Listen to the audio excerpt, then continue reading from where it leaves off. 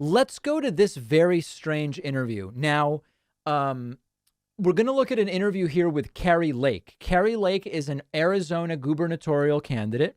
She is a Trumpian gubernatorial candidate. Oh, wait, this isn't even, damn, this is not the full interview. Let me see here. So this was Kari Lake, 60 Minutes. Let's see if I can find the full interview. She did okay, let's start with this clip. She didn't like some of the questions. She was interviewed by 60 Minutes Australia. It's very weaponized. All right, let's take a look. In the media, which I'm that's not true. I'm counting you as. Well, that's not true at all. That's not true at all. You've called our election. Let's be fair on this. Your man Donald. You've called our election the big lie. Your man Donald brought it up. Your man Donald said. Why would you say that, sir? What? Your man Donald? Well, he is. I mean, he's endorsed you personally. He said a few days ago. This woman is so gross. She's so vile. That those people at the Capitol should be pardoned. They should all be pardoned. Do you think they should be pardoned? I'm still amazed that you say your man Donald. That's just so disrespectful. To who? What does that mean? How is that disrespectful? She's fully Trumpian and Trump endorsed her. Well, why would it be? He's endorsed you. You have his personal endorsement. It's just the flippant attitude. It's obvious that you've come into this. It's obvious you've come into this interview and you don't like President Donald Trump. Kari. It's obvious. Well, do you think they should be pardoned? Do you think they should be pardoned? I have no say in that. I'm running for governor. This isn't something a governor does. You're trying to twist this interview and trying to make me look bad. You're a Republican. He's the Republican leader. What I don't like is that people are being held in prison without being charged. That's un-American. Hey, guys, suddenly Republicans care about pretrial detention. We've been talking about this on the left for 20 years. Now that the rioters are being held, they now care about pretrial detention practices. Hallelujah, right? American. Maybe they get away with that stuff in Australia.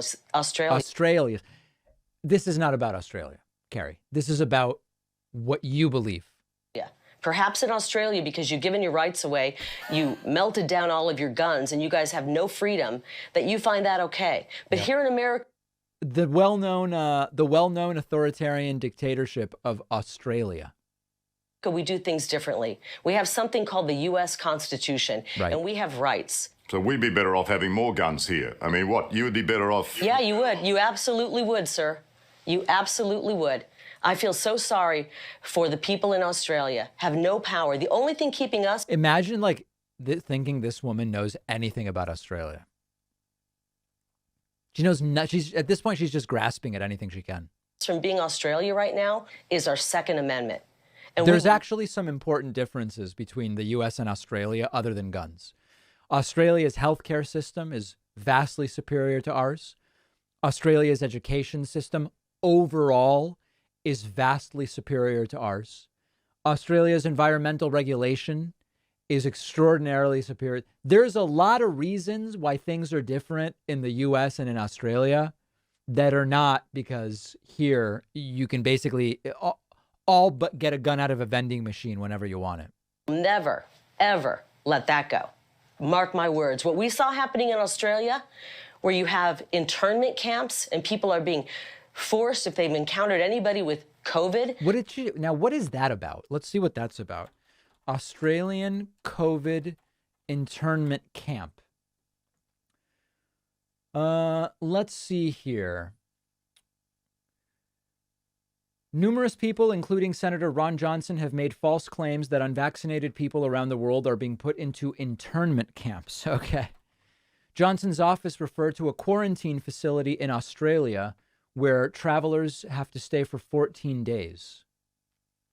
Oh, okay. So there was a point like a year ago where if you chose to go to Australia during the pandemic, you were allowed to only if you stayed at a facility for 14 days. Yeah, that doesn't exactly sound like an internment camp to me.